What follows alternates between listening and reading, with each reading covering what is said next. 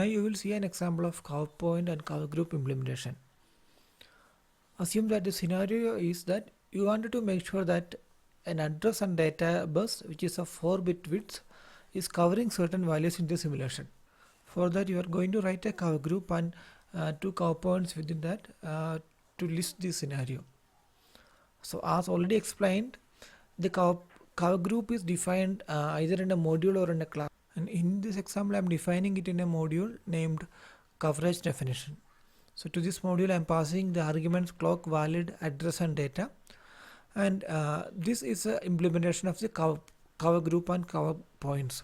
So the cover group name is given as bus values, and the sampling point is at postage of this particular clock. And this is the first cover point written.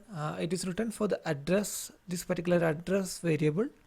So the name given is ADDR range, the address range, and there are 4 bins listed here for this address variable. So assume that I am interested in a scenario where this address is covering a value, particular value, which is 0, or any value between 1, 2, and 3, or any value between 4 and 7, and or any value between 8 and 15.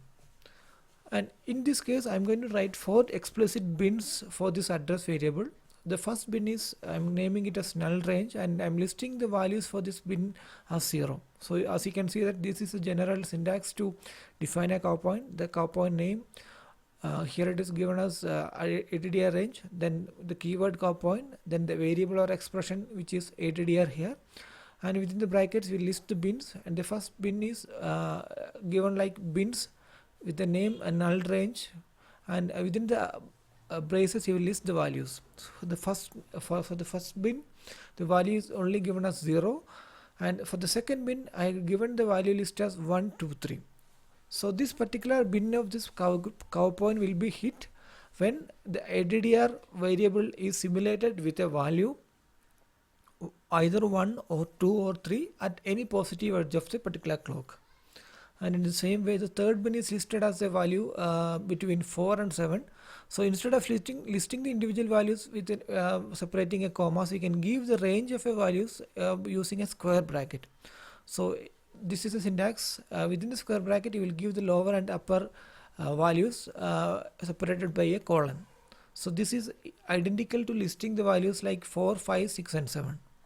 And again, the last bin named height underscore range, it is listed in a separate way.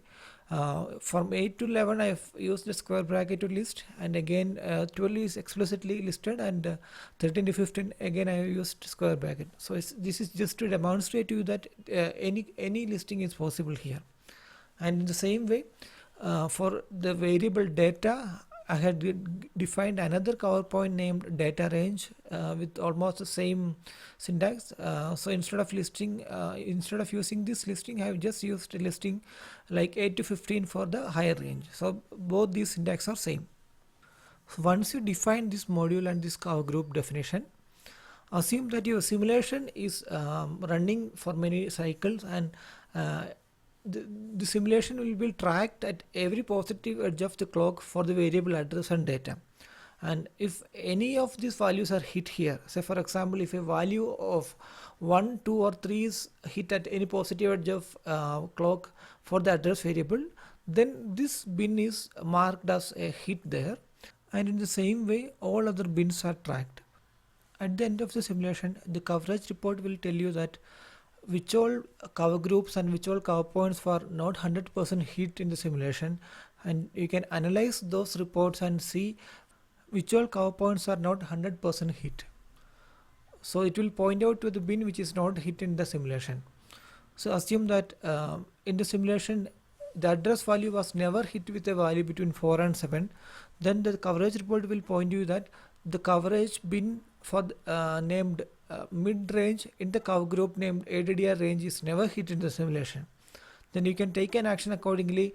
You can see whether there is an issue in the injection, or you need to write a test explicitly to inject a value between 4 and 7 and so on.